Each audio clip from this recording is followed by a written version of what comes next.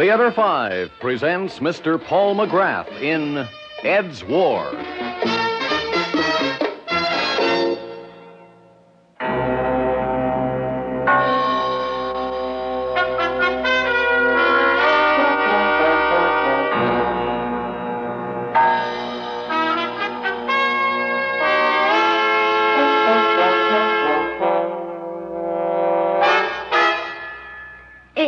Be careful with that shotgun. Huh? You don't really want to kill him. Oh, don't I? Get away from that window, Sandra. I've got him right in the sights. Oh, look out with that thing. You don't know how to handle guns, Ed. Before we moved out here to the country, you never owned a gun in your life. Nothing to work in a gun. You just aim it and shoot. I got the directions right here, anyway. Oh, no, Ed. Oh, blast it, Sandra. I could have got them both just then if you didn't push my arm away. Please. You've got yourself all worked up over nothing. They're not doing any harm. Well, they're on our property, aren't they? They've been poking around for hours. Well, it's a nice day. They probably climbed up from the road to see the view. Well, can't they read? We got no trespassing signs all over the place. Oh, Ed, they're just a nice young boy and girl. Yeah. Probably in love. Love. I bet they drove out from the city for a day together in the country. Like we used to, years ago. Maybe they've got things they want to talk over. Yeah, I know what they're talking over, too. They're laying their plans. Oh, Ed, you've got to stop thinking this way. It's all mixed up and confused. Huh? You've got to get these awful ideas out of your head. Get away from that window, Sandra. You see, Sandra, they're looking up here toward the house. See that look in their faces? Smug, ambitious, superior. The expressions of the invader. Now, wait a minute. I could get him. I got him right in the sights again. Stand back. Oh, Ed! Oh, it didn't work. The blasted gun didn't work. Oh, thank heaven. Oh, Ed, you don't know how to use that thing. You're liable to blow yourself up or something. Put it away. Well, I'm following the instruction. Oh, look.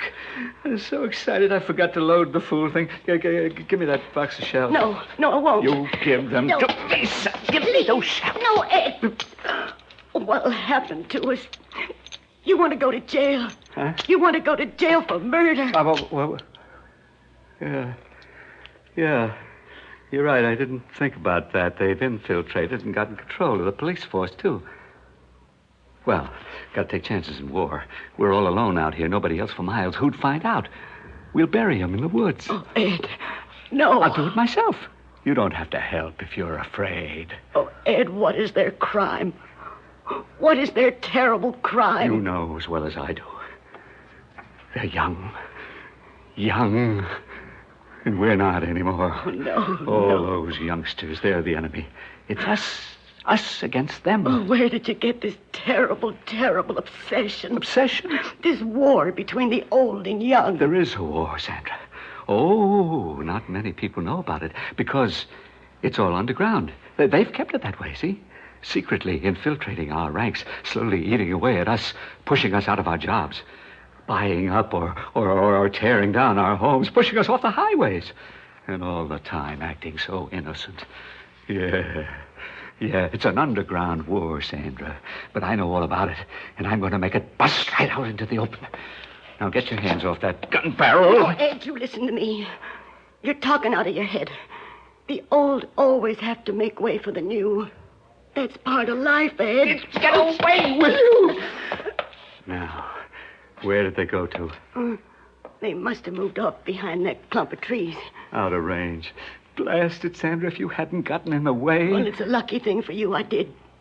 Oh, please, Ed, let him be. Put down that thing and let him be. Look, I'll make us a nice supper, and later we can watch TV. Lots of good shows on tonight, and then we can... Supper, watch TV. That's what we do every day, every night, night after night after night. Well, it's our life, Ed. We're retired now. Got all the time in the world. Oh, sure. Well, it's the way you wanted it. You're the one who insisted on living alone up here in the middle of nowhere. You'll never understand, Sandra. I didn't want this life. I was forced into it. By them. Night after night after night. The same boring, dull things. Until what? Till we just die, Sandra. Until we just die. Forgotten, useless. Oh, we can't complain. We've had good lives. Yeah, had. That's the word, all right, Sandra. Had. It's over. Everything good's over because of them. Pushing us out. Grabbing everything. Well, I'm not going to stand for it any longer. It's a war, and I recognize it as such. I'm going to grab back what's rightfully mine. Where are you going? Out to get them. This is crazy. You can't. Will you stop that? Look, Ed, just do me a favor. Just do your wife one small favor. Will you, Ed? What are you nagging about now? Oh, I'm not nagging. I just want you to promise to talk to him first before you do anything you might regret. Talk to him. Talk? It's no good talking to them. Ed, please. For me. I've never asked for much.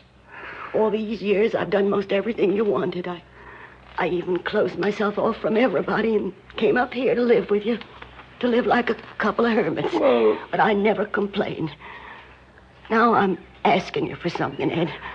I'm asking you to just talk to those young folks before you do anything you might regret. Well, All right, I suppose talking won't do any harm. You promise? Yeah. Hey, there they are again. Looks like they're coming up here to the house. Just look at the expression on their faces. Look at their eyes. Now, you tell me that they don't want to take over everything we owned. You promise me, Ed? I could get them now while we still have a chance. I could pop them off so easy. Ed, you promise? Oh! Look, the young fella's waving at you. Hello! Hello? No, don't answer them, Andrew. Don't act so friendly. Well, what do we got here? A nice little house way in the middle of nowhere. How about that, Angie? Gee, who'd have thought we'd find Don't you come one step closer. Oh, Herb, he's got a gun. Hey, look, mister. What do you want? Well, Speak up now. why are you pointing that gun? That's my business. Well, look, we just wanted to talk to you. I'll explain. Look, mister, we're just on this camping trip. Yeah, a camping trip, you see. And we were wondering if we could sort of spend the night here. What? Yeah, but camp out. Down there by the brook. Yeah, that's all. We'd clean everything up by morning. How dare you? How dare you? Huh? This land is ours. Ours! Oh, we don't want to... I know what you want. You want to take it away from us, bit by bit. Take it away from you? Oh, no, mister. Ed, please, they're only trying to be friendly. Mister, you've got the wrong idea. Look, my name's Herb Everett, and this here's my wife, Angie. I don't believe you. I don't believe one word you say. Hey, what's wrong with you? You calling me insane or something. You calling me insane because I can see right through your schemes. I ought to blow your head right off for calling me that. Ed, Shut up, you.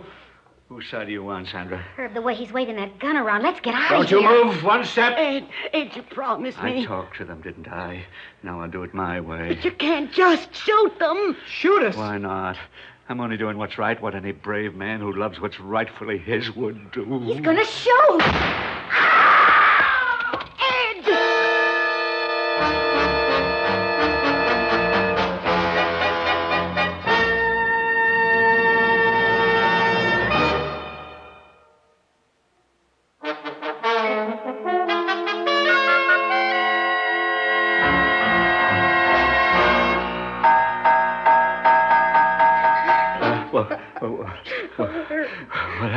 What happened? Ed, you all right? Huh? Where? Did I get him? No. Thank heaven. You crazy old fool. That buckshot missed us by inches. You knocked half the leaves off that tree. You give me that gun. Wait, don't you dare take another step toward me. There's another barrel to this shotgun, and it's loaded. Herb, look out, he means it. Mister, what do you want from us? Me want from you. That's a laugh. You've taken everything away from me. Mister, you're sick, real sick. You need help, and you need it bad. I don't need anything. I've got everything I need up here on my land. My fortress. Fortress? Stand back. Thought you had me off guard, huh? Small chance. Think you're so smart with your college degrees and all. Hey, I bet you got a college degree, huh? I bet you both have college degrees. No, You're lying. All you young ones have college degrees. That's your secret weapon. You think you can push anybody out of their hard-earned job just because you got a piece of paper. No, I don't know what you're talking about. Well, what good's that piece of paper doing you now, huh? Can't stop this gun, can it? Can't stop me from blowing you to kingdom come. Ed, look. There's a car passing down the road. Somebody will see you. Ed. Don't you wave to him, you young punk. Quick, get in the house. No. In the house. I'll take care of you in there. Herb, what's he going to do to us? Stop that blubbering. The poor girl's terrified. Oh, Sandra, it's just a trick of hers. Trying to get sympathy. In the house. In the house with you now. Sandra, open the cellar door. Ed, please Open don't. that door. That's an order. What did you do there? I'm sorry. I just bumped into it. That lamp is smashed. I didn't mean to. I'm just so... I'm frightened. You smashed it on purpose. What you can't take, you'll despoil. No, You miserable, dirty, young, conniving, young... Listen, what's this young jazz? What have you got against us? I tell you. Look at me. What do you see, huh? An old, used-up man? Well, you're wrong. Let me tell you something. I once lived in a $50,000 house. You hear that, young fella? I was a man of position. You know what I was? The district manager. Yes, sir. The district manager. Worked my way up from the bottom, too, without a college degree or anything, to that important position of district manager. Over 300 youngsters like you worked under me. 300, mind you. And then what happened? Well, they all ganged up on me. Just because I was growing old, they ganged up on me, started infiltrating, advancing. And you know what? Soon one of them got ahead of me, became vice president, became my boss. How do you like that? My boss, one of them. What's that got to do with me? I'm telling you. Well, those young ones, they weren't satisfied with putting a man in over my head. No. They had to have my job, too. They told me that I had to retire. They said it was company rules. And who made the rules? They did. The young, the smiling, ambitious, ruthless young, like you. They infiltrated and took over with their energy and their youth and ideas. Their college degrees. Blast you. Bless you all. Oh, look. You've got the wrong idea. Shut up. I know all about it. The young have wormed their way into everything. Politics, government, communications, newspapers, banking, industry. Slowly taking over. Can't even drive in the streets anymore. You zoom past in your bright, open, high-powered cars. Get out of the way, old man. Boom! We're pushed off into the gutter. Ed, look out. You'll fall. No, just dizzy, a little dizzy. Don't you make a move. I can still shoot this gun. All right. Where was I? Oh, yeah. I was forced out of my job. What did I have left? A pension? Insurance? A few stocks? What good was all that? I knew you youngsters had your eye on all that, too, ready to grab it away from me, right? So I turned it all into cold cash. And I sold that $50,000 house, my house, to another miserable college boy on his way up. And I bought this place, my fortress. I moved everything up here, my money, my furniture, all I owned, everything right here, where it was safe, where I could guard it from the invaders. And I rested, see? And I made my plans. And now I'm ready.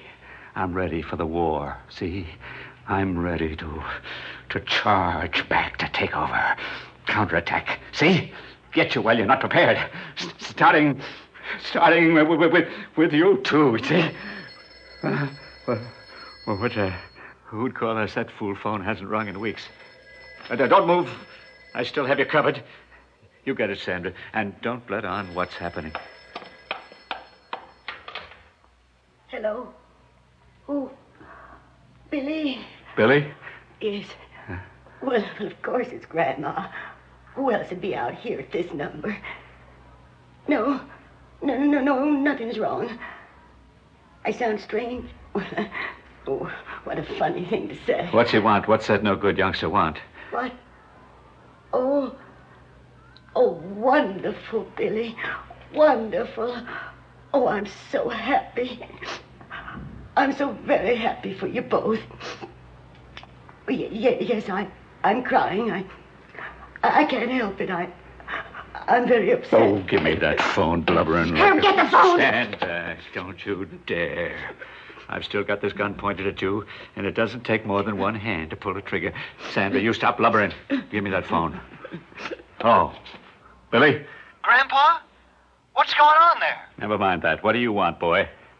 Grandpa, aren't you glad to hear from me? Why should I be glad? Almost forgot all about you. Been months since the last letter. Oh, I know that, Grandpa, but this job of mine just keeps me so busy. Busy? You think I don't know the real reason? You're on their side now, and you only called because you know I'm about to fight back. What are you talking about, Grandpa? Look, I called to tell you that I mean, Laney had a baby. What? A little girl, Grandpa. 6 pounds. Hey, you're a great granddad. There's 4 generations of us now. No.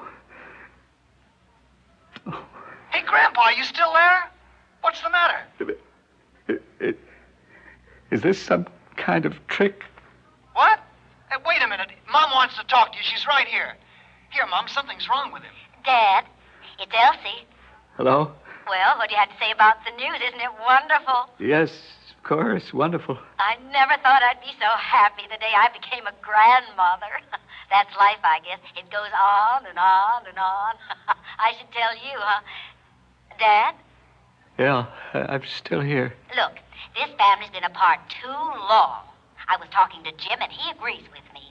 We think we ought to have a big family reunion next month. So if it's okay with you, we thought we'd all fly east and let the clan gather at your place. Lord knows you got enough room for us.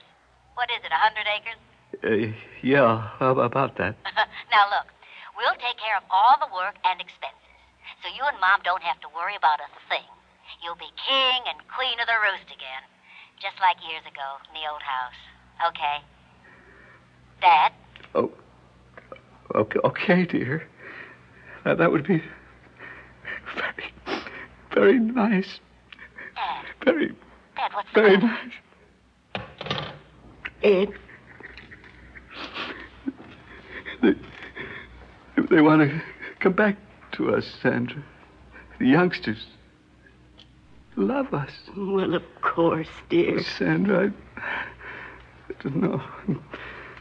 I'm all confused. I want to see a doctor, Sandra. Monday we'll go down to the city and see a doctor. Of course, dear. Of course. Herb, he dropped the gun. Get it! Yeah. Oh, you don't have to worry now, kid. I'm very, very sorry. Oh, that must be Elsie again. The way you hung up on her. I'll get it. Keep away from that phone. Huh? Look, creep, I mean business.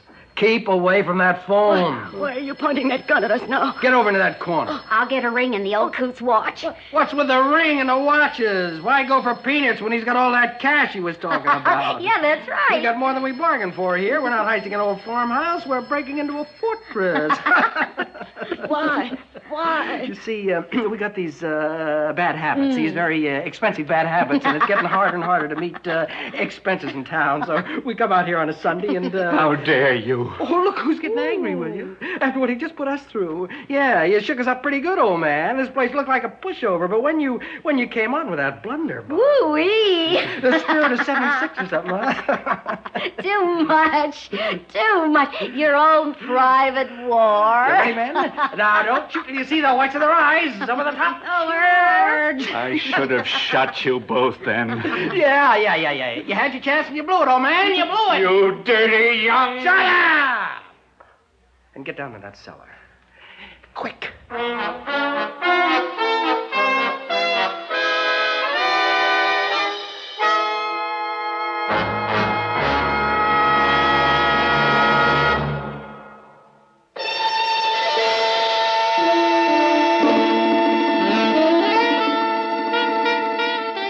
Theater 5 has presented Ed's War, starring Mr. Paul McGrath. Written by Romeo Muller, directed by Ted Bell. Featured in the cast, Ruth York, Evelyn Juster, Cliff Carpenter, and Alan Manson. Script editor, Jack C. Wilson. Original music by Alexander Vlastotsenko. Orchestra under the direction of Glenn Osser. Executive producer for Theater 5, Mr. Lee Bowman. We invite your comments. Write to Theater 5, New York 23, New York. This is Fred Foy speaking.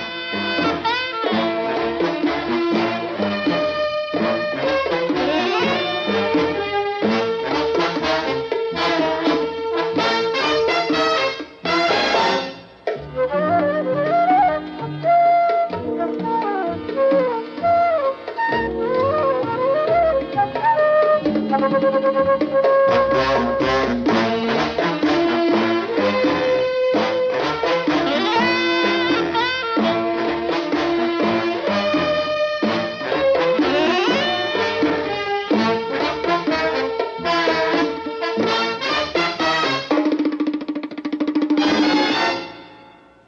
has been an ABC Radio Network production.